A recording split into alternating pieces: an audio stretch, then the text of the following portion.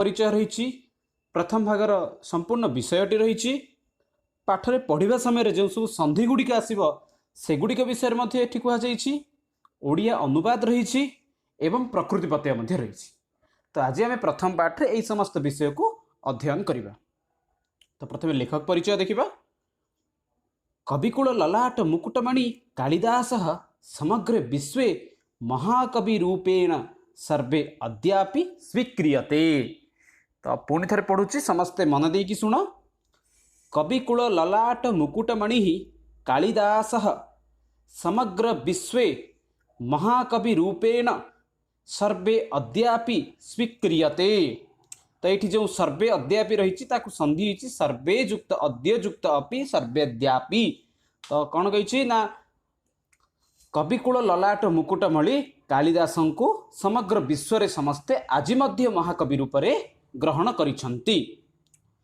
महाकवि कालिदासस्य अनन्य प्रतिभया रचितेषु काव्येषु अभिज्ञान शाकुन्तलम नाटकम रम्यत्वात् जन आदृतम भवति।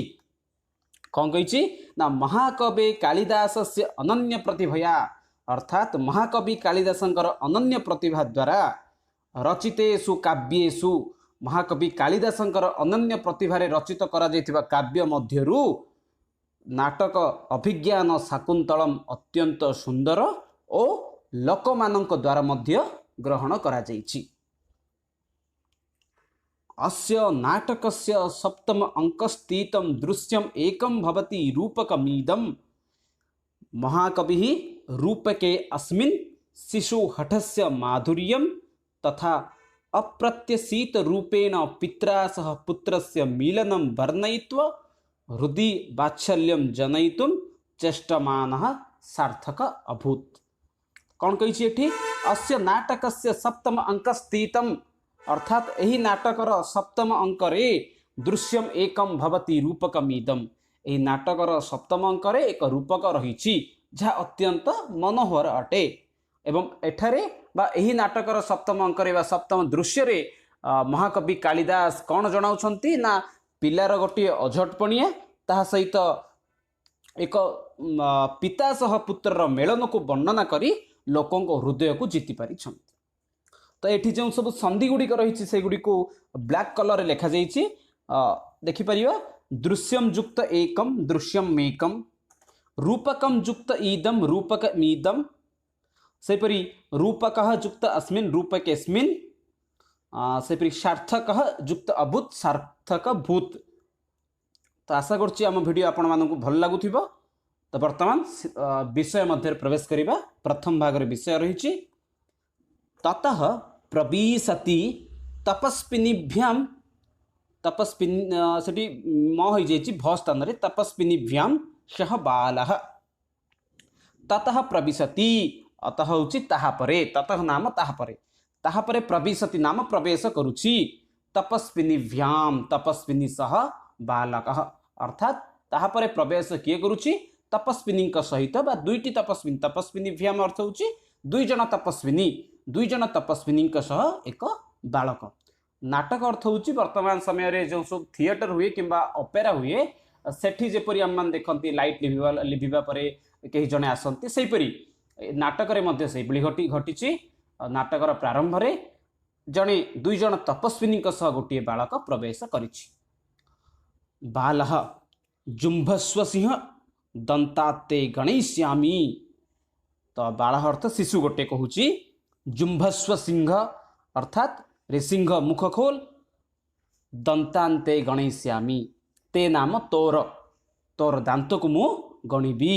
तो कौन कौच एक शिशु एक सिंह छुआ उपरे बसी चित्र में देखि पारुछ चित्र जेपरि अछि कौन एक सिंह पाखे बसी कौन तार दांत गणिया पे चेष्टा करुछि सेहीपरि भाव में शिशु एक प्रवेश करी सिंहर दांत गणिया पे प्रयास करुछि।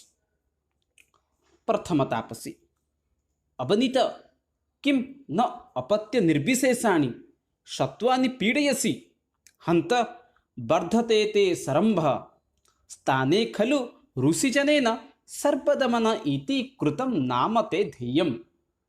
तो कौन कही एठी अवनीत अवनीत अर्थात अमानिया किम न अपत्य निर्विशेषाणि सत्वानि पीडयसि अर्थात कहीं तुमे एहीपरि निरीह शिशुटी को कष्ट प्रदान करुछ। तो ये प्रथम अर्थ हूँ प्रथम तापसी ये कहूँ हे बालक तुमे कहीं शिशुटी को सिंह शिशुटी को अजथारे कष्ट प्रदान करुछ।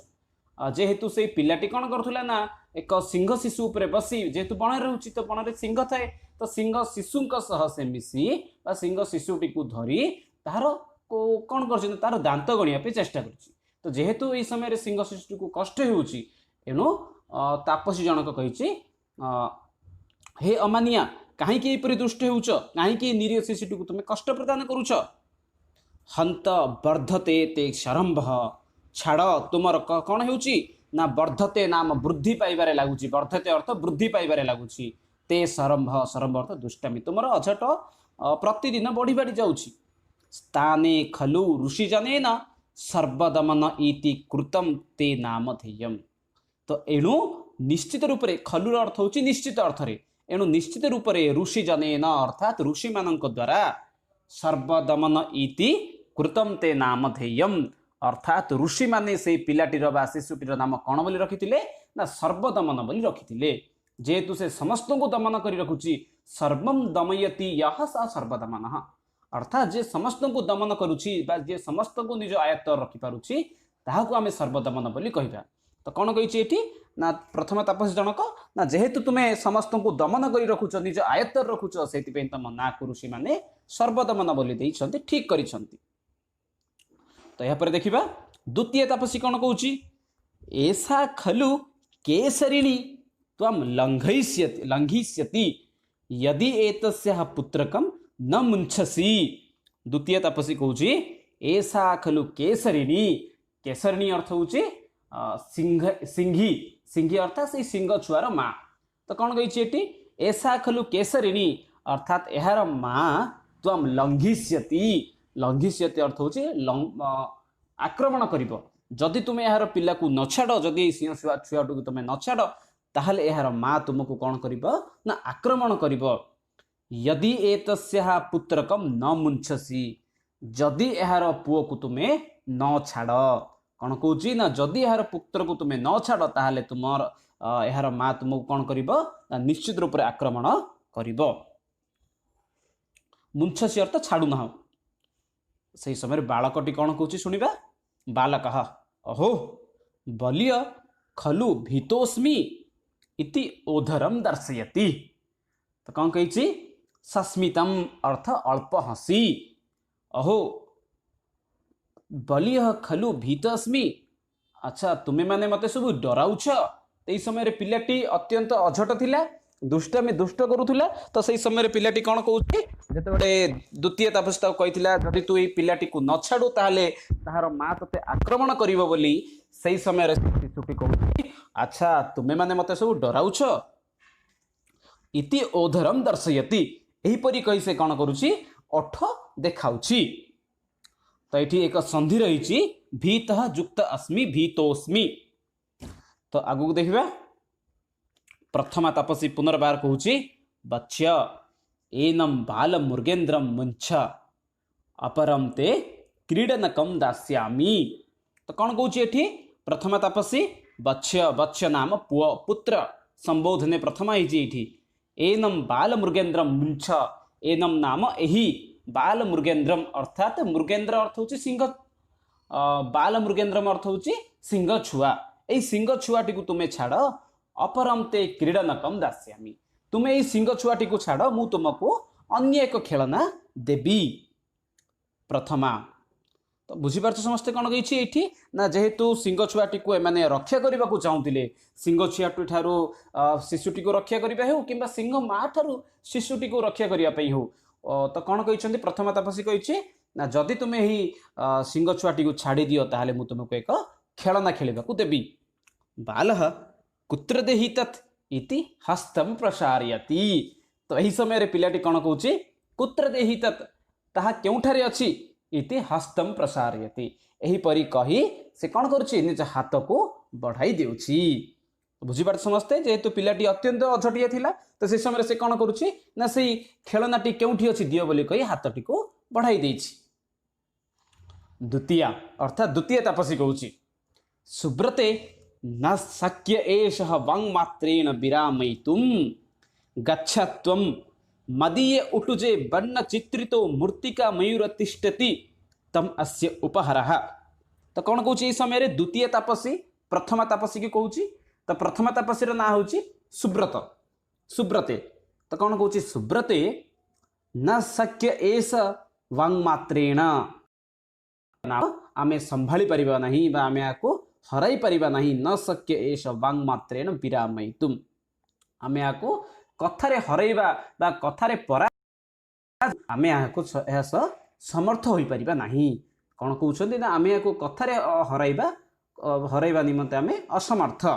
गच्छत्वम गच्छ नाम जाओ त्वम अर्थ तुम्हें तुम्हें जाओ मदीय उटुजे वर्ण चित्रितो मूर्तिका मयूर तिष्ठति मदीय उटुजे अर्थात मोर कुटीर रे बा मो प्रकोष्ठ रे मूर्तिका मयूर तिष्ठति मो प्रकोष्ठ रे कौन अच्छी ना मूर्तिका मयूर अच्छी माटीर मयूर अच्छी चित्र रे मध्य देखा जाइछि माटीर मयूर को तम अस्य उपहार आउ तेहा हूँ यार उपहार।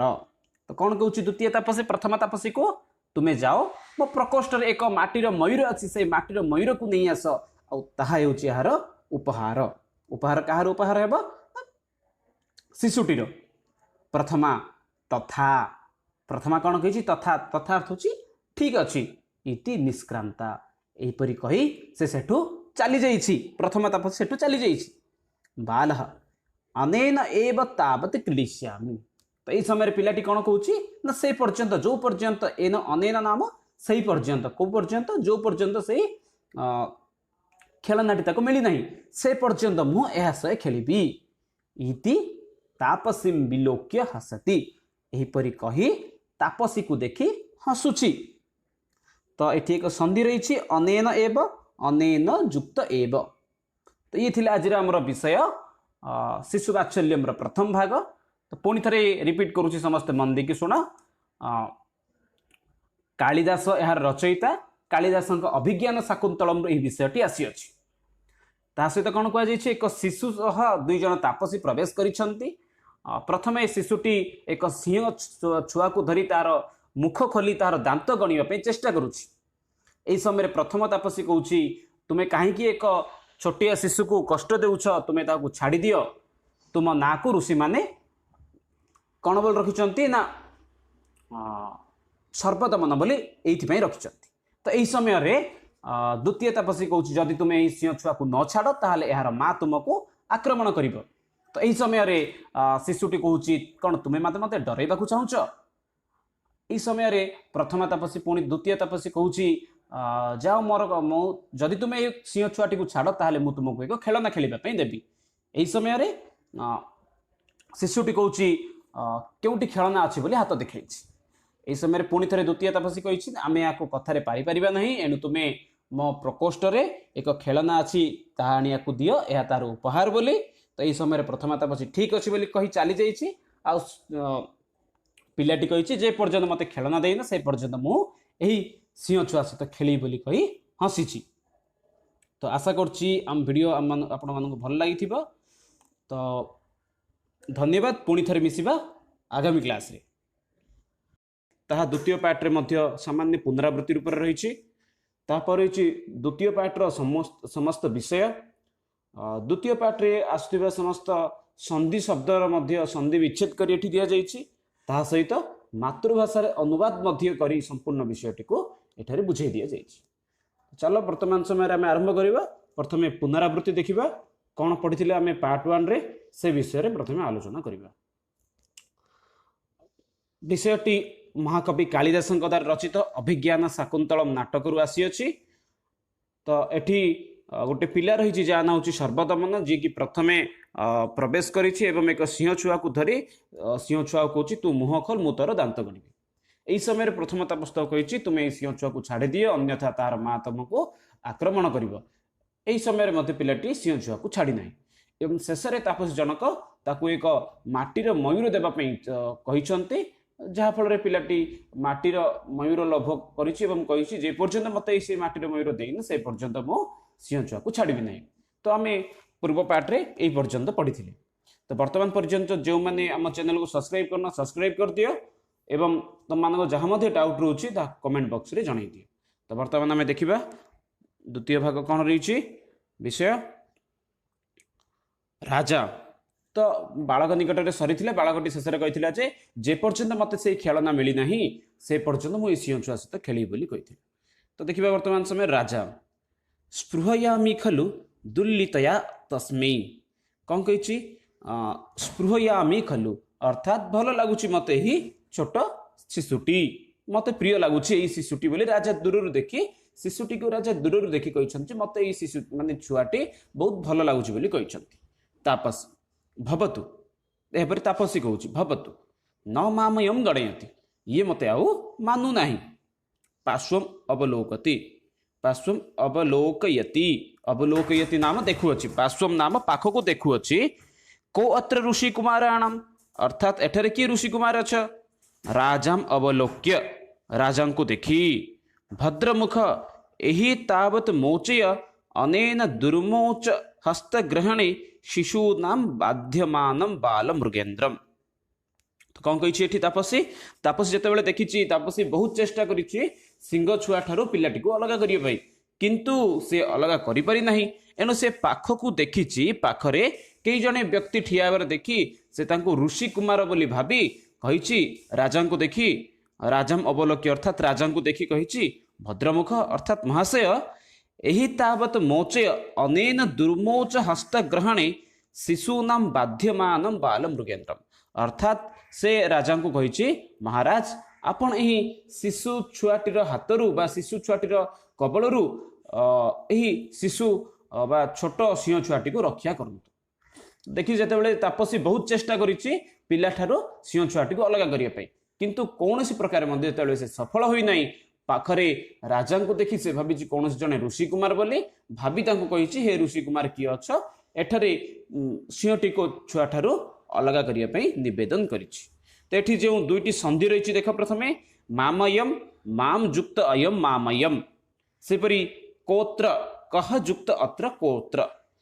तो देखिपार समस्ते कौन देथिला एठी ना तापसी राजा को निवेदन करछि शिशु छुआ को सिंह ठारू बा सिंह छुआ ठारू अलग करिया पई राजा उपगम्य सस्मितम उपगम्य नाम पाखक आसी सस्मितम अर्थ हसी राजा कहते आई भो महर्षि पुत्र अर्थात ये कौन कहते राजा अरे हे महर्षि पुत्र अर्थात राजा ऋषि पुओ आई भो महर्षि पुत्र पिला माने एई पाठटी पढ़िबा समय प्रत्येक शब्दर महत्व किछि ना किछि रही जपरि एटी महर्षि पुत्र बोली जो शब्दटी रही ताहार मध्य संपर्क परवर्ती लाइन सह रही। तो प्रत्येक शब्द को भल भाव ध्यान देकी शुण आई भो महर्षि पुत्र अर्थात अरे हे महर्षि नाम ऋषि ऋषि पुओ किम किम इति एवं आश्रम मर्यादा विरुद्धम आचरसी।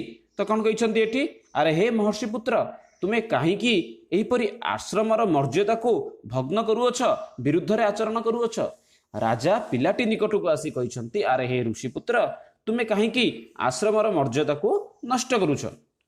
एठी एक संधि रही देख किम जुक्त इति जुक्त एवं संधि शब्द गुड़ी को स्वतंत्र वर्ण मध्य आम लिखि देइछु। तापसी भद्रमुखम न खलु अयम ऋषि कुमार। तो यह समय रे तापसी जनक कहउछंती भद्रमुख भद्रमुख नाम महाशय न खलु अयम ऋषि कुमार अर्थात महाशय ये कौन से ऋषि कुमार नुहंती अर्थात ये कौन से ऋषिंकर पुओ नुहंती। एक संधि रही खलु जुक्त अयम खल्वयम सेपरी कौन कही जितेबाला राजा कहते हे ऋषि कुमार कहीं तुम्हें आश्रम विरुद्ध काम करुच यही समय तापसी जन जे ये कौन से ऋषिंकर पुओ नुहंती बोली। तापर राजा बालम उपालयन नचित मुनि कुमार अयम कोत्र गोत्र परिचय। तब राजा कहते बालम उपालयन बालकटी को कुंठे धरी बालकटी को धरी कहते बालकटी को पाखक जाए कहते नचेत मुनि कुमार जदि ये कौन मुनि कुमार नुहंती अर्थात ये जदि कौन ऋषिंकर पुओ नुहंती अथवा कोत्र गोत्र परिचय अर्थात एठारे पिलाटीर गोत्र परिचय कौन अटे। तो ये जो संधि रही प्रथम आम देखा बालम जुक्त उपालयन को जुक्त अस्य कोश्य प्रत्येक शब्द को आम भिन्न वर्णर लिखिचु जहाँकि पिलाମାନଙ୍କ निमंते जानिबारे समर्थ हो पारे पिला माने। तापसी पुरुवंश तो यही समय तापसी जन कहते पिलाटीर वंशर ना होउची पुरुवंश। राजा आत्मगतम आत्मगतम अर्थ होउची मने मने मन रे भाबिबा। कथम एक अन्वयो मम तो राजा ये समय कहते कथम नाम किपरि एक अन्वयो मम किपरि आम दुई जनकर गोटे वंश। प्रकाशम प्रकाश करुछंती कहउछंती न पुनः आत्मगत्या मानुषाणाम ईदम स्थानम प्राप्तव्यम। पुणी थे से प्रकाश करी कहउछंती संसार रे प्रत्येक व्यक्ति निज निज आत्मीय मानक सहित ही एई संसार को आसी थाए। संसार को जे मध्य थांती जो मानक मध्य आगमन होइते से मानकर केही ना केही आत्मीय थांती। अर्थात राजा एठी पिलाटीर परिवार विषय रे पचारुछंती पिलाटीर परिवार किए किए अछंती से विषय राजा तापसी को पचारिछंती। एठी एक संधि रही देख मानुषाणाम युक्त ईदम तो तापसी कही जे पिलाटीर वंशर नाम पुरुवंश बोली। तो यही समय रे राजा मन मध्य चिंता करिसेंती राजांकर वंशर मध्य ना थिला पुरुवंश।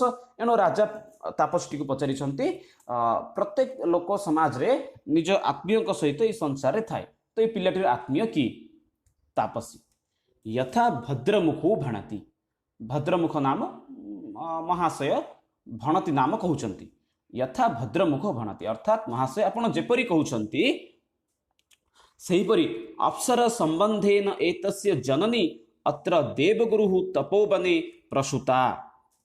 अर्थात तपसी कहउची महाशय आपण जेपरि कहउचंती भणति अर्थ कहउचंती अप्सर संबंधेन एतस्य जननी अर्थात अप्सर संबंधी नाम अप्सरा सुंदर अप्सरी माने जो बड़ी सुंदर थांती सेपरि अप्सर सुंदरी एतस्य जननी अर्थात यही शिशुर जननी यही शिशुटीर जननी अत्र देवगुरु तपोवने प्रसूता यही देवगुरु तपोवने अर्थात ऋषिंकर आश्रम रे जन्म प्रदान करथिले। तो कौन कहूँ तापसी ये जिते पिलाटीर वंश विषय जानिया पिलाटीर परिवार लोकों विषय जानिया राजा इच्छा प्रकाश करिसेंती से समय तापसी कहूँ आपण जेपरि कहउछंती महाशय सेहीपरि अप्सरा सुंदरी एहंकर माँ देवगुरुंकर तपोवन रे अर्थात तपोवन अर्थात होची आश्रम रे प्रसूता नाम जन्म प्रदान करथिले। तो राजा पुणी थे पचारुछंती अथ सा भवति किम आख्यस्य राजश्रे पत्नी। राजा तेहा परे कहउछंती अथ ताले एहा परे से केउ राजांकर पत्नी अटंती।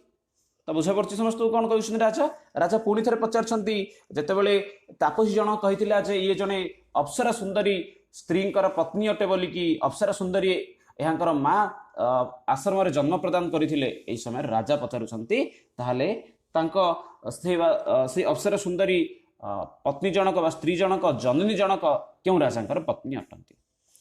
एठी दुईटी संधि रही देखिबा देवगुरु युक्त तपोवने किम युक्त आख्यस्य ती दुईटी संधि रही। आगु को देखिबा तापसी कह तस्य धर्मदार परित्यागिनो नाम संकीर्तयितुम चिंतयिष्यति। तापसी कहूँ यापरे कह तस्य धर्मदार परित्यागिनो नाम संकीर्तुम चिंतयिष्यति अर्थात एठी तापसी जन कहूँ कह तस्य किए बा सही धर्मदार परित्यागिनो दार अर्थ स्त्री धर्मपत्नी को छाड़ी लोकर ना कहवाकू बा ना धरिबाकू इच्छा प्रकाश करिवो। तो तापसी जन को जितेबाला राजा पचारे राजा नाम कौन ये समय तापसी कहला निज धर्मपत्नी को छाड़ी व्यक्तिर ना केवे कहवाकू इच्छा प्रकाश करें। तो ये एक संधि रही कह युक्त तस्य कष्टस्य। तो वर्तमान समय आगू देखिबा राजा कौन कहते राजा स्वागतम स्वागतम नाम पुणी थे मन मध्य चिंता करिसेंती किछि इयम कथा माम एव लक्ष्य करोति। तो कौन कहते राजा ये इयम कथा अर्थात यही कथाटी माम एव लक्ष्य करोति अर्थात यही कथाटी तो मते ही लक्ष्य करुछि। यदि तावत अस्य शिशु मातरम नाम पृच्छयम तो पुणी थे से चिंता करुछंती यदि पिलाटी को ता मां ना पचारिबा अथवा अनार्य परदार व्यवहार तो पुणी थे से चिंता करिछंती भूल हो काले अन्य स्त्री ना धरवाटा काले भूल हेबो बोली चिंता करी पुणी थे से न पचारिकी रही जाइछंती। तो बुझीपार समस्ते कौन कही ना राजा ये कहते मन भितर चिंता करी कथाटी मत ही लक्ष्य करुच्ची पुणी थे चिंता करी जदि पिलाटी को तार मार ना पचारि ताहले ताहा मध्य कौन हो अन्य स्त्री ना धरिबा मध्य पाप अटे बोली से चिंता करी। अर्थात पूर्व काल एहीपरि थिला कि प्रायतः लोक मैंने अन्य स्त्री ना को मध्य धरु नथिले।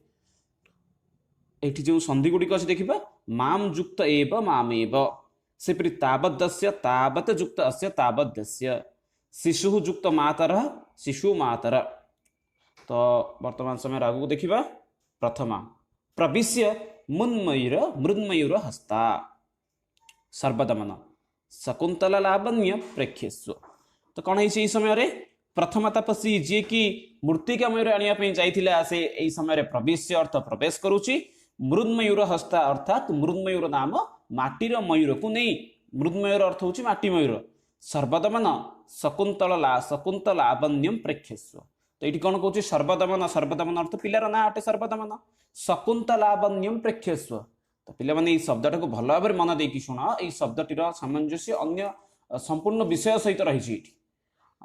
शकुंतल लावण्य अर्थात ये कौन बुझाऊँ ना शकुंत पक्षी सौंदर्य प्रेक्षस्व नाम देख। तो कौन कौन ये प्रथम तापसी माटीर मयूर को धरिकी आसी कही आकाश से समय एक शकुंत पक्षी उड़ी उड़ी जाऊँगी से शकुंत पक्षी को देखी प्रथम तापसी कहूँ कौन ना शकुंत पक्षीर सौंदर्य को देख बोली कहूँ। तो यही समय बालकटी कौन करुच्ची स्वदृष्टि क्षेपम अर्थात पिलाटी चारिआडे निज दृष्टि पकाई कुत्र बा मे अम्बा प्रश्न करिछि कुत्र अर्थ केउठी बा मो माँ अछंती बोली से प्रश्न करिछि।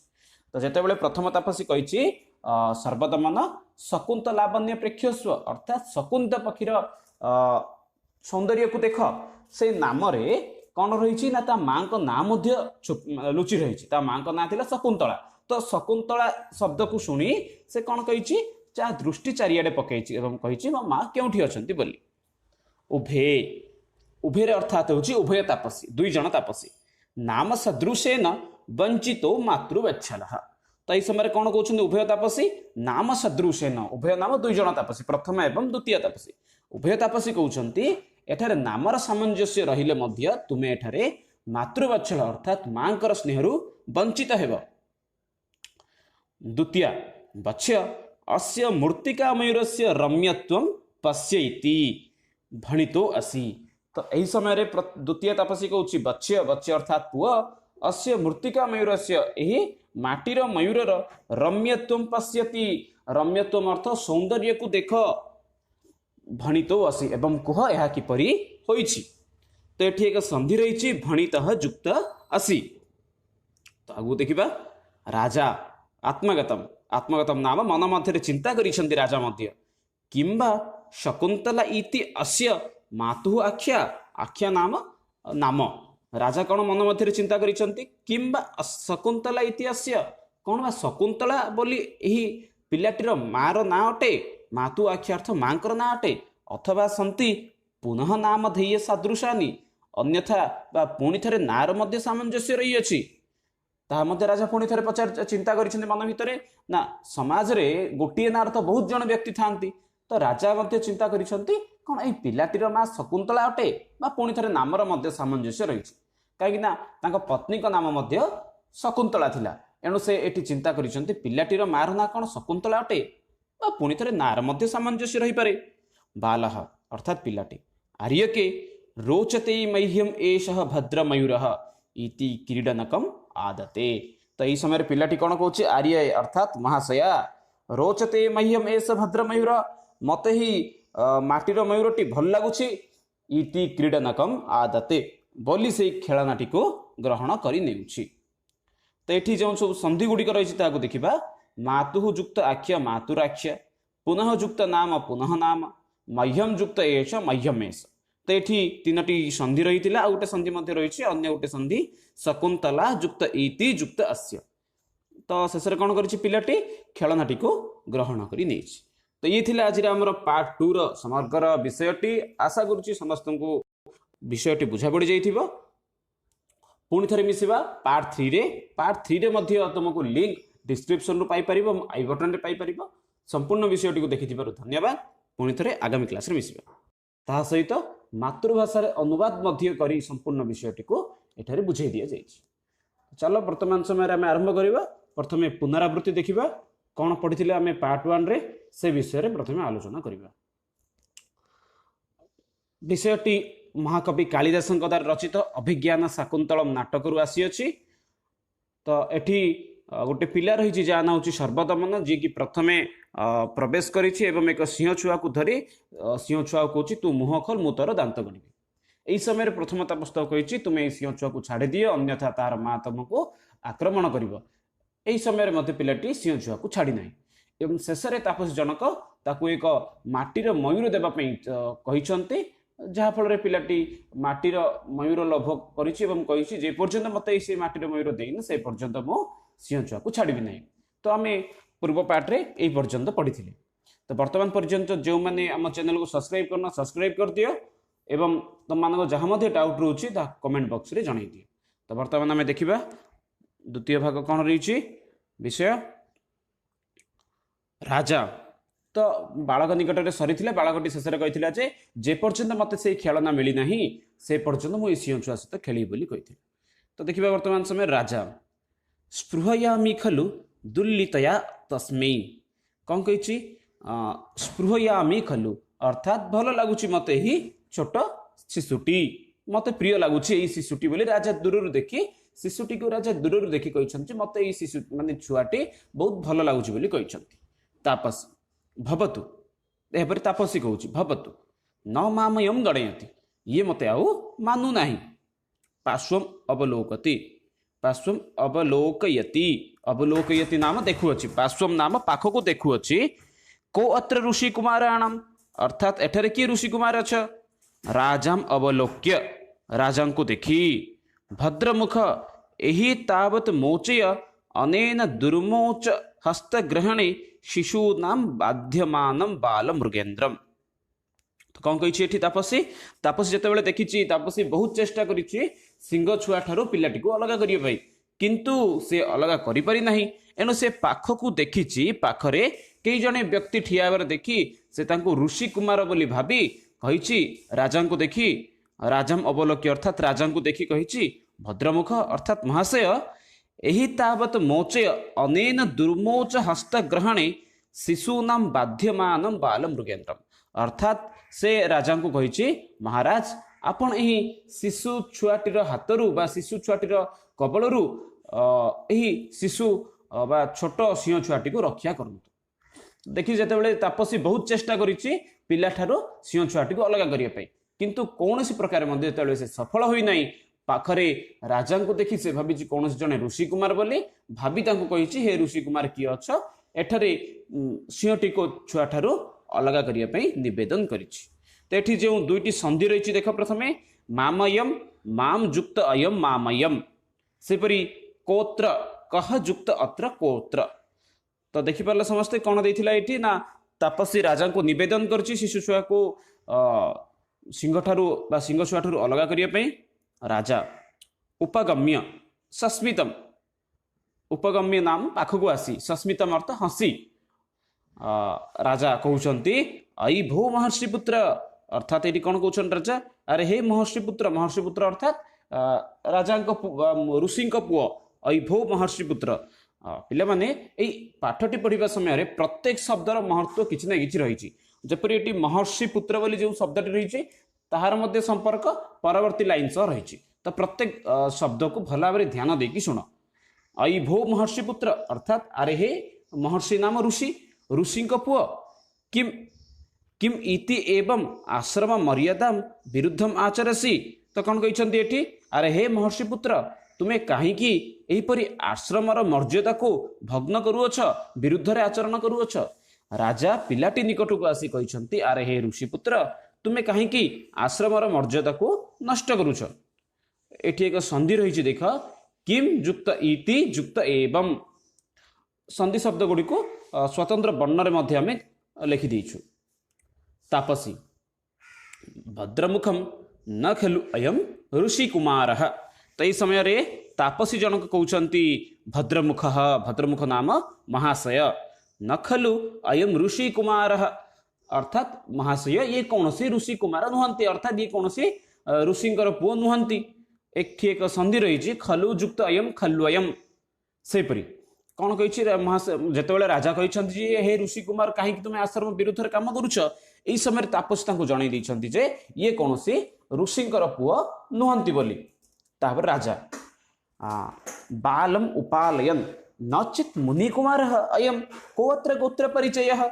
तब राजा कहते बालम उपालयन बालकटी को कुंठे धरी बालकटी को धरी कहते बालकटी को पाखक जाई कहते नचित मुनि कुमार जदि ये कौन मुनि कुमार नुहंती अर्थात ये जदि कौन ऋषिंकर पुओ नुहंती अर्थात कोत्र गोत्र परिचय अर्थात एठारे पिलाटीर गोत्र परिचय कौन अटे। तो ये जो संधि रही प्रथम आम देखा बालम युक्त उपालयन को युक्त अस्य कोश्य प्रत्येक शब्द को आम भिन्न वर्णर लिखिचु जहाँकि पिला निमंते जानिबा समर्थ हो पारे पिला तापसी पुरुवंश। तो यही समय तापसी जन कहते पिलाटीर वंशर ना हो पुरुवंश। राजा आत्मगतम आत्मगतम अर्थ हो मने मने मन रे भाविबा कथम एक अन्वयो मम। तो राजा ये समय कहते कथम नाम किपरि एक अन्वयो मम किपरि आम दुई जनकर गोटे वंश प्रकाशम प्रकाश करुछंती कहउछंती न पुनः आत्मगत्या मानुषाणाम ईदम स्थानम प्राप्तव्यम। पुणी थे से प्रकाश करी कहउछंती संसार रे प्रत्येक व्यक्ति निज निज आत्मीय मानक सहित ही एई संसार को आसी थाए। संसार को जे मध्य थांती जो मानक मध्य आगमन होइते से मानकर कहीं ना कहीं आत्मीय थांती। अर्थात राजा एठी पिलाटीर परिवार विषय रे पचारुछंती पिलाटीर परिवार रे किए किए अछंती से विषय राजा तापसी को पचारिछंती। एठी एक संधि रही देख मानुषाणाम युक्त ईदम। तो तापसी कहिथिला जे पिलाटीर वंशर नाम पुरुवंश बोली। तो यही समय रे राजा मन मध्य चिंता करिसेंती राजांकर वंशर मध्य ना थिला पुरुवंश एणु राजा तापसी को पचारिसेंती प्रत्येक लोक समाज रे निज आत्मीय सहित ई संसार रे थाए। तो ये पिलाटीर आत्मीय की तापसी यथा भद्रमुखो भणति भद्रमुख नाम महाशय भणति नाम कहउचंती यथा भद्रमुख भणति अर्थात महाशय आपण जेपरि कहउचंती सेहीपरि अप्सर संबंधेन एतस्य जननी अत्र देवगुरु तपोवने प्रसूता। अर्थात तपसी कहउची महाशय आपण जेपरि कहउचंती भणति अर्थ कहउचंती अप्सर संबंधेन एतस्य जननी अर्थात अप्सर संबंधी नाम अप्सरा सुंदर अप्सरी माने जो बड़ी सुंदर थांती सेपरि अप्सर सुंदरी एतस्य जननी अर्थात यही शिशुर जननी यही शिशुटीर जननी अत्र देवगुरु तपोवने प्रसूता यही देवगुरु तपोवने अर्थात ऋषिंकर आश्रम रे जन्म प्रदान करथिले। तो कौन कहूँ तापसी ये जिते पिलाटीर वंश विषय जानिया पिलाटीर परिवार लोकों विषय जानिया राजा इच्छा प्रकाश करिसेंती। सेही समय तापसी कहूची आपण जेपरि कहउछंती महाशय सेहीपरि अप्सरा सुंदरी एहंकर माँ देवगुरुंकर तपोवन रे अर्थात तपोवन अर्थात होची आश्रम रे प्रसूता नाम जन्म प्रदान करथिले। तो राजा पुणी थे पचारिछंती अथ सा भवति किम आख्यस्य राजश्रे पत्नी। राजा तेहा परे कहउछंती अथ ताले एहा परे से केउ राजांकर पत्नी अटंती। तो बुझा पड़छ समस्त कौन कहउछन राजा राजा पुणी थे पचारिछंती जेतेबेले तापसी जन कहिथिला जे ये जने अप्सरा सुंदरी स्त्रींकर पत्नी अटे बोली कि अप्सरा सुंदरी एहांकर माँ आश्रम रे जन्म प्रदान करथिले। एई समय राजा पचारुछंती ताहाले तांको से अप्सरा सुंदरी पत्नी जनक बा स्त्री जनक जननी जनक केउ राजांकर पत्नी अटंती। एठी दुईटी संधि रही देखिबा देवगुरु युक्त तपोवने किम युक्त आख्यस्य ती दुईटी संधि रही। आगु को देखिबा तापसी कह तस्य धर्मदार परित्यागिनो नाम संकीर्तयितुम चिंतयिष्यति। तापसी कहूँ यापरे कह तस्य धर्मदार परित्यागिनो नाम संकीर्तुम चिंतयिष्यति अर्थात एठी तापसी जन कहूँ कह तस्य किए बा सही धर्मदार परित्यागिनो दार अर्थ स्त्री धर्मपत्नी को छाड़ी लोकर ना कहवाकू बा ना धरिबाकू इच्छा प्रकाश करिवो। तो तापसी जन को जितेबाला राजा पचारे राजांकर नाम कौन ये समय तापसी कहला निज धर्मपत्नी को छाड़ी व्यक्तिर ना केबे मध्य केही कहवाकू इच्छा प्रकाश करें। तो ये एक संधि रही कह युक्त तस्य कष्टस्य। तो वर्तमान समय आगू देखिबा राजा कौन कहउछंती राजा स्वागतम स्वागतम नाम पुणी थे मन मध्य चिंता करिसेंती किछि इयम कथा माम एव लक्ष्य करोति। तो कौन कहते राजा ये इयम कथा अर्थात यही कथाटी माम एव लक्ष्य करोति अर्थात यही कथाटी तो मत ही लक्ष्य करुछि। यदि तावत् अस्य शिशु मातरम नाम पृच्छयम। तो पुणी थे से चिंता करुछंती यदि पिलाटी को ता मां ना पचारिबा अथवा अनार्य परदार व्यवहार। तो पुणी थे से चिंता करिसंती भूल हो काले अन्य स्त्री ना धरवाटा काले भूल हेबो बोली चिंता करी पुणी थे से न पचारिकी रही जाइछंती। तो बुझीपार समस्ते कौन कही ना राजा ये कहते मन भितर चिंता करी कथाटी मत ही लक्ष्य करुच्ची पुणी थे चिंता करी जदि पिलाटी को तार मार ना पचारि ताहले ताहा मध्य कौन हो अन्य स्त्री ना धरवा पाप अटे बोली से चिंता करी। अर्थात पूर्व काल एहीपरि थिला कि प्रायतः लोक मैंने अन्य स्त्री ना को धरु नथिले। एठी जो संधि गुड़िक अच्छे देखा माम जुक्त एव मामेव सेपरि तावद्दस्य तावत् जुक्त अस्य तावद्दस्य शिशु जुक्त मातर शिशु मातर। तो वर्तमान समय आगू देखा प्रथमा प्रविश्य मुन्मयूर मृन्मयूर हस्ता सर्वदमन शकुंतला लावण्य प्रेक्षेस्व। तो कौन है समय प्रथम तपस्वी जी की मृत्तिका मयूर आने जाइथिला से यही समय प्रविश्य अर्थ प्रवेश करुच्ची मृन्मयूर हस्ता अर्थात मृन्मयूर नाम माटीर मयूर को नहीं मृन्मयूर अर्थ हूँ माटी मयूर सर्वदमन शकुंतलावण्यम प्रेक्षेस्व। तो ये कौन कौन सर्वदमन सर्वदमन अर्थ पिलार ना अटे सर्वदमन शकुंतलावण्यम प्रेक्षेस्व। तो पिला माने शब्दटा को भल भाव मन देकी शुण यही शब्दटीर सामंजस्य अन्य संपूर्ण विषय सहित रही शकुंतल लावण्य अर्थात ये कौन बुझाऊँ ना शकुंत पक्षी सौंदर्य प्रेक्षस्व नाम देख। तो कौन कौन ये प्रथम तापसी माटीर मयूर को धरिकी आसी कही आकाश से समय एक शकुंत पक्षी उड़ी उड़ी जाऊँगी से शकुंत पक्षी को देखी प्रथम तापसी कहूँ कौन ना शकुंत पक्षीर सौंदर्य को देख बोली कहूँ। तो यही समय बालकटी कौन करुच्ची स्वदृष्टि क्षेपम अर्थात पिलाटी चारिआडे निज दृष्टि पकाई कुत्र बा मे अम्बा प्रश्न करिछि कुत्र अर्थात केउठी बा मो मां अछंती बोली से प्रश्न करिछि। तो जेतेबेले प्रथम तापसी कहिछि सर्वदमन शकुंत लावण्य प्रेक्षस्व अर्थात शकुंत पक्षीर सौंदर्य को देख से नाम रे कौन रही ना ता मां को ना मध्य लुचि रही ता मां को ना थिला शकुंतला। तो शकुंतला शब्द को शुणी से कौन कही दृष्टि चारिआडे पकई मो मां केउठी अछंती बोली। उभे उभे अर्थात हूँ उभय तापसी दुई जन तापसी नाम सदृशेन वंचितो मातृवत्सल। तो यही समय कौन कहते उभय तापसी नाम सदृशेन उभय नाम दुई जन तापसी प्रथम एवं द्वितीय तापसी उभय तापसी कहते एठारे नामर सामंजस्य रहिले मध्य तुमे एठारे मातृवत्सल अर्थात मांकर स्नेहरु वंचित हेब। द्वितीय वत्स्य अस्य मूर्तिका मयूरस्य रम्यत्वं पश्यति भणितो असि। तो यही समय द्वितीय तापसी कहूँ वत्स्य वत्स्य अर्थात पुआ अस्य मूर्तिका मयूरस्य यही माटीर मयूरर रम्यत्वं पश्यति रम्यत्वम अर्थ सौंदर्य को देख भणितो असि एवं कुह यह किपरि होइछि। तो ये एक संधि रही भणितः जुक्त असि। तो आगु देखिबा राजा आत्मगतम आत्मगतम नाम मन मध्य चिंता करिसेंति राजा मध्य किंबा शकुंतला इति अस्य मातुः आख्या आख्या नाम नाम राजा कौन मन मध्य चिंता करिसेंति किंबा शकुंतला इति अस्य कौन बा शकुंतला बोली एही पिलाटीर मार ना अटे मातु आख्या अर्थ मांकर ना अटे अथवा सन्ति पुनः नाम धेय सदृशानि अन्यथा बा पुणी थे नार मध्य सामंजस्य रही अछि ताहा मध्य राजा पुणी थे पचार चिंता करिसेंति मन भितरे ना समाज रे गोटिए नार तो बहुत जन व्यक्ति थांती। तो राजा मध्य चिंता करिसेंति कौन एई पिलाटीर मां शकुंतला अटे बा पुणी थे नामर मध्य सामंजस्य रही कहीं ना पत्नी का नाम मध्य शकुंतला थिला एणु से एटी चिंता करिसेंति पिलाटीर मार ना कौन शकुंतला अटे बा पुणी थे नार मध्य सामंजस्य रही पारे। बालः अर्थात पिलाटी आर्यके रोचते मह्यम एषः भद्रमयूरः इति क्रीडनकम आदते। तो यही समय पिलाटी कौन कहूँ आर्य अर्थात महाशया रोचते मह्यम एष भद्रमयूर मत ही माटीर मयूरटी भल लगुच इति क्रीडनकम आदते बोली से खेलनाटी को ग्रहण करि नेउछि। तो ये जो सब संधि गुड़िक रही देखा मातुः जुक्त आख्य मातुराख्य पुनः जुक्त नाम पुनः नाम मह्यम जुक्त एष मह्यमेश। तो ये तीनोटी संधि रही गोटे संधि रही अन्य गोटे संधि शकुंतला जुक्त इति जुक्त अस्य। तो शेष में कौन कर पिलाटी खेलनाटी को ग्रहण कर नहीं।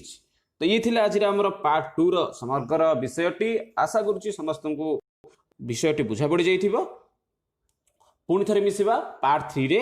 पार्ट 3 रे मध्य तुमको लिंक डिस्क्रिप्शन रु पाई परिबो, आई बटन रे पाई परिबो। संपूर्ण विषयटी को देखिथिबारु धन्यवाद। पुणी थे आगामी क्लास रे मिसिबा। विषय मध्य एठी आलोचना करा जाइछि। प्रकृति बात्या को मध्य एठी दर्शाई दिया जाइछि केउ गुडी को प्रकृति बात्या अछि एवं ता प्रकृति बात्या को आमे किपरि लिखिबा से विषय मध्य एठी कुआ जाइछि। सबुठर मुख्य जिंस होछि एहा को विषयटी को मातृभाषा रे मध्य अनुवाद करिकि लिखा जाइछि। तो विषय को आरंभ करिया पूर्व जो माने चैनल को सब्सक्राइब करि नाओ से चैनल को सब्सक्राइब करि दियो एवं प्रथम दुईटी पार्ट देखिबा पई ऊपर आई बटन रे लिंक अछि, क्लिक करिके देखि परिबो।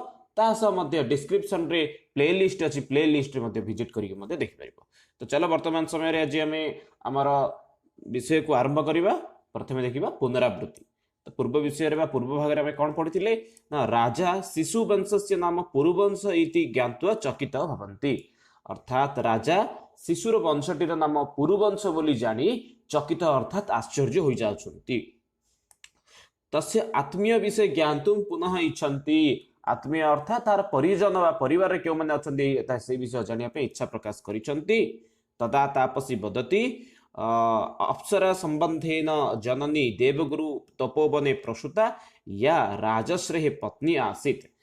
सेता बेले तापसी कहूची जे यहांकर अप्सरा सुंदरी यहांकर माँ राजगुरुंकर तपोवन अर्थात ऋषिंकर तपोवन रे यहांकु जन्म प्रदान करिछि। सी जड़े राजांकर पत्नी अटंती। कि समय पर कौन है राजा पुणी थे चिंता कर समस्त विषय लक्ष्य करुच्ची। पुणी थे से पचारि से स्त्री लोकटीर से स्त्री लोकटी क्यों राजांकर स्त्री अटे। यही समय तापस जन कहते किए बा निज धर्मपत्नी को छाड़ी व्यक्तिर ना को धरने को इच्छा कर। यही समय तापस जनक आसुच्च माटीर मयूर देउछन्ति एवं पिला को शकुंत पक्षी सौंदर्य देखा कहते। यही समय पिलाटी निज माँ को खोजी। तो यही समय राजा पुनर्बार चिंता करछन्ति कौन पिलाटीर माँ ना शकुंतला बोली। तो वर्तमान समय आम तृतीय भाग को आरंभ करिबा। तापसी विलोक्य स उद्वेगम अहो रक्षा करमंडकम अस्य मणिबंधे न दृश्यते। पुणी थे पढ़ुची तापसी विलोक्य, विलोक्य नाम दृष्टवा बा देखी, स उद्वेगम, उद्वेगम सह अर्थात आश्चर्यर सह, अहो रक्षा करमंडकम अस्य मणिबंधे न दृश्यते अर्थात रक्षा कवचटी चित्र देखे देख रक्षा कवच माने आमे काउ डेउरिया बोली कहते जाको हाथ रे कचरी माने धारण करिथांती। तो रक्षा करमंडकम अस्य मणिबंधे न दृश्यते अर्थात रक्षा कवचटी यार हाथ रे देखा जाउ नहीं। थे पिला मान देखो एठी एक प्रकृति प्रत्यय रही विलोक्य। विलोक्य अर्थ होची बी युक्त लोक युक्त ल्य प्रत्यय प्रकृति प्रत्यय थैला। तो वर्तमान समय राजा कौन कहउछन देखिबा। तापस जनक हठात देखिचंती एवं कहिचंती पिलाटीर हाथ रे रक्षा कवच नाही बोली। ए समय राजा कौन कहउचंती अलम आवेगेन ननु इदम अस्य सिंह शावक विमर्दात परिभ्रष्टम इति रक्षा करमंडकम ग्रहीतुम इच्छति। पुणी थे देख राजा अलम आवेगेन ननु इदम अस्य सिंह शावक विमर्दतात् परिभ्रष्ट इति रक्षा करमंडकम ग्रहीतुम इच्छति। राजा कौन करुछंती माने मना करिछंती कहिछंती निश्चित रूप ये कौन ना गोटे सिंह छुआ सहित शीघ्र अलम आगमन अर्थ शीघ्र से जाई कौन करछंती ना सिंह गोटे पे इच्छा करछंती एवं कहिछंती ननु इदम अस्य सिंह शावक विमर्दतात् परिभ्रष्टम। निश्चित रूप से ये सिंह शावक सहित खेलिबा समय रे कोठी हजई देछि। परिभ्रष्टम अर्थ होछि हजई देछि। इति रक्षा करमंडकम ग्रहीतुम इच्छति। एहीपरि कही रक्षा कवचटी जो पढ़ी ताकू गोटेबाकू से इच्छा करिसंती। तो देख ये संधि कौन रही ग्रहीतुम युक्त इच्छति, ग्रहीतुम इच्छति। सेहीपरि इदम युक्त अस्य इदम अस्य अलम युक्त आवेगेन अलम आवेगेन। सेहीपरि एक प्रकृति प्रत्यय रही ग्रह युक्त तुमुन ग्रहीतुम। तो आगू देखिबा राजा कौन करछन्ना ताकू गोटेबा चेष्टा करिसंती रक्षा कवच को उभय। माँ खलु कथम गृहीत मनेन इति विस्मयात् उरु निहित हस्ते परस्वरम अवलोकयतः। उभय अर्थ उभय तापसी प्रथम एवं द्वितीय तापसी माँ खलु अर्थात मना कर कथम गृहीत मानेन ये किपरि ग्रहण करदेला उठेदेला ग्रहण करनेला इति विस्मर्यात विस्मयात विस्मयात अर्थात आश्चर्यर सह उरु निहित हस्ते अर्थात जंघ उपरे हाथ रखी परस्परम अवलोकयतः अर्थात परस्पर को देखा लगी। तो कौन कही ना उभय तापसी राजा को मना कर रक्षा गोष्ठी को उठेबा कि जो राजा गुटे देते से समय उभय तापसी आश्चर्य हो कौन करी उठेला बोल कि परस्पर मुह को देखी। राजा किमर्थम प्रतिसिद्धा स्म राजा कहते कहीं तुम मैंने मत बारण करुल ये किसी संधि रही देखा गृहीतम युक्त अनेन गृहीतम अनेन परस्परम युक्त अवलोकयत सेपरी प्रतिसिद्धा प्रतिसिद्धा प्रकृतिपते अटे प्रतियुक्त सिद्ध युक्तत्व प्रतिसिद्ध से टाप प्रत्यय मिसले प्रतिसिद्धा हो जाउछि। प्रथमा शृणुतु महाराज ऐसा अपराजिता नाम औषधि अस्य जातक कर्म समय भगवत्ता मारीचेन दत्ता एतां किल माता पितरो आत्मनं च वर्जयित्वा अपरो भूमिपतितां न गृह्णाति। तो कौन कही प्रथमा तापसी कहूँ शृणुतु महाराज राजा पचारि कहीं आपण मैंने मत रक्षा कवच को गुटेबा मना कर उभय तापसी मना कर राजा को आप उठाओ नहीं बोले से राजा पचार कहीं आपण मैंने मत मना कर। तो सही समय प्रथमा तापसी कही महाराज ऐसा अपराजिता नाम औषधि यह हूँ अपराजिता नामक ये औषधि थिला अस्य जातक कर्म समय आउ पिलाटीर जातक कर्म समय जातक कर्म अर्थात हूँ जो वर्षिकी आम पालन करती से जातक कर्म समय भगवत्ता मारीचेन दत्ता भगवान मारीची यह प्रदान करथिले एताम किल माता पितरो आत्मनम च वर्जयित्वा यह माता पितरो आत्मनम अर्थात बापा माँ एवं आत्मीय अर्थात निजे को छाड़ी अपरो भूमिपतिता न गृह्णाति यह आउ कई मध्य भूमि उपरू भूमि पड़ी समय ग्रहण करें ना गृह्णाति अर्थ ग्रहण करें ना। एठी एक संधि रही देख नाम युक्त औषधि नाम औषधि तो सब मुख्य जिनस कौन कही ना एथिरे अपराजिता नामक एक औषधि अच्छी जहाँ को पिलाटीर जातक कर्म समय भगवान मारीची देइथिले यह भूमि पड़ा समय पिता माता एवं आत्मीय को छाड़ी अन्य कहीं गोटे पारे ना। राजा अथ गृह्णाति जदि ग्रहण करे प्रथमा तापसी कहूँ ततः तम सर्पो भूत्वा दंसति। तो यही समय तापसी कही राजा पचारि जे जदि समय प्रथमा तापसी कही ततः तम तत अर्थ ताहापरे तांको सर्पो भूत्वा दंसति अर्थात साप होई दंशन करि थाए।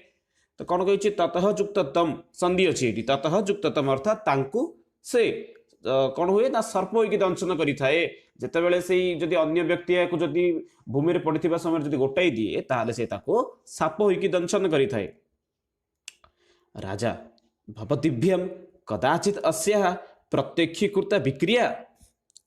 तो राजा कौन पचार भवतिभ्याम अर्थात आपण दुईज भवत शब्दर स्त्रीलिंग कौन कही आपण दुईज कदाचित अस्या संधि कदाचित युक्त अस्या आपण दुईज केबे प्रत्यक्षीकृत विक्रिया केबे आपण दुईज यार प्रत्यक्ष रूप से दर्शन पाई। राजा उभय अनेक उभय कौन कहते तापसी ना यार बहुत थर आम ज्वलंत उदाहरण पाइछु जे जदि एक भूमि पड़ा समय जदि किए उठाई दिए ताले से सर्प होकर दंशन कर अनेक थर देखी अच्छु। तो संधि कौन रही कदाचित युक्त अस्या। तो यहाँ कौन हो राजा सहर्षम आत्मगतम अर्थात मन भीतर अत्यधिक आनंदित हो जाइछन्ति।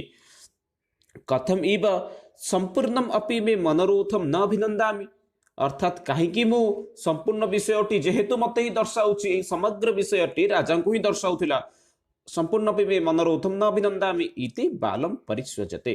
तो कौन कही समय राजा ना संपूर्ण विषयटी ही दर्शाऊँ बोली कही से कौन करते ना पिलाटी को परिस्वजित अर्थ कुंडाई धरी। तो संपूर्ण विषय अर्थात कौन प्रथमे पिलाटीर वंशर नाम पुरुवंश थिला राजांकर वंश नाम पुरुवंश थिला एणु राजा प्रथमे प्रथमे मन मध्य सामान्य शंका करथिले जे किपरि उभय दुई गोटे वंश। पुनर्बार शुणा पाई अप्सरा संबंधी जड़े स्त्री लोक जी कि राजगुरु देवगुरु तपोवन को जन्म प्रदान करी से पुणी थे जड़े राजांकर पत्नी ଏବଂ ସେଇ ରାଜା ଜଣକିଆଙ୍କୁ ସ୍ତ୍ରୀ ଲୋକଟିକୁ ଛାଡ଼ି ଦେଇଛନ୍ତି। ତ ଏହି ବିଷୟ ମଧ୍ୟ ରାଜାଙ୍କୁ ଦର୍ଶାଉଥିଲା। ରାଜା ମଧ୍ୟ ପୂର୍ବରୁ ତାଙ୍କ ସ୍ତ୍ରୀଙ୍କୁ ଧର୍ମପତ୍ନୀଙ୍କୁ ଛାଡ଼ି ଦେଇଥିଲେ। ପରବର୍ତ୍ତୀ ବିଷୟ ହେଉଥିଲା ଶକୁନ୍ତଳା। ପିଲାଟିର ମାର ନାମ ଶକୁନ୍ତଳା ଥିଲା, ରାଜାଙ୍କର ପତ୍ନୀଙ୍କ ନାମ ମଧ୍ୟ ଶକୁନ୍ତଳା ଥିଲା। ତ ଏଣୁ ରାଜା ଏଠି ପୁଣି ଥରେ ପୁନର୍ବାର ଚିନ୍ତା କରିଥିଲେ କ'ଣ ନାମର ମଧ୍ୟ ସାମଞ୍ଜସ୍ୟ ରହିଛି ବୋଲି ଚିନ୍ତା କରିଥିଲେ। କିନ୍ତୁ ବର୍ତ୍ତମାନ ସମୟରେ ଯେହେତୁ ସେଇ ରକ୍ଷା କବଚଟିକୁ ବାପା ମା ଏବଂ ଆତ୍ମୀୟଙ୍କ ବିନା ଅନ୍ୟ କେହି ମଧ୍ୟ ଉଠାଇ ପାରିବ ନାହିଁ ବୋଲି ଯେତେବେଳେ ସେ ଜାଣିବାକୁ ପାଇଥିଲେ, ସେଠି ସେ ସମ୍ପୂର୍ଣ୍ଣ ରୂପରେ ନିଶ୍ଚିତ ହୋଇଯାଇଥିଲେ ଯେ ସେ ସେଇ ଶିଶୁଟିର ପିତା ବୋଲିକି। ଦ୍ୱିତୀୟ ସୁବ୍ରତେ ଏହି ଇମଂ ବୃତ୍ତାନ୍ତಂ ନିୟମ व्यापृतई शकुंतलाई निवेदयावह इति निष्क्रांते। द्वितीय नाम द्वितीय तपसी सुब्रते एहि इमं वृत्तांतम अर्थात एहि संपूर्ण विषयटी वृत्तांत नाम घटना को नियम व्यापृतई अर्थात नियम अनुसारे शकुंतलाई निवेदयावह एहि समस्त वृत्तांतटी कौन करिबा चलो शकुंतला को जाइकि आमे जणाइबा इति निष्क्रांते। एहि परि कहि कौन करिसंती उभय तपसी जाइछंती। राजा पुत्रकम नाम पुओ को धरिछंती। मया सह एव मातरम अभिनंदसी। तो यह समय पुओटी कही मुंछ माम अहम मातु समीपम गमिष्यामि। यह समय पिलाटी कही कटि जाइए बोधे से लाइनटा जे मते छाड़ मो माँ निकट को जी बोली कही पिलाटी। तो यह समय राजा कहते पुत्रक मया सह एव मातरम अभिनंदयिष्यसि। चल मो सहित तुम माँ को अभिनंदन जणाइब। तो ये एक प्रकृति प्रत्यय रही संधि रही सहैव सहयुक्त एव सहैव। तो ये थिला आज आमर टॉपिक जार नाम थिला शिशु वात्सल्यम पार्ट 3। आशा करछि समस्त को बुझा पड़थिबो। पार्ट 3 रे हाई घटुची पिलाटीर रक्षा कवचटी हजि जाइछि एनु से रक्षा कवचटी को राजा भूमि उठाई दैछन्ति एवं एही विषय को देखि तापसी संपूर्ण रूप से आश्चर्य हो जाइछन्ति एवं राजा पचारिछन्ति आपण माने काहेकि मते मना करथिले एको उठाइया पे।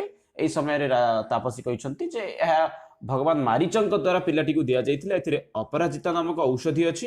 पुणी थरे कहूछि पिला माने मन देकी सुनो, एथिरे अपराजिता नामक औषधि अछि। परीक्षा बहुत थरे पचारे एथिरे अपराजिता नामक औषधि अछि।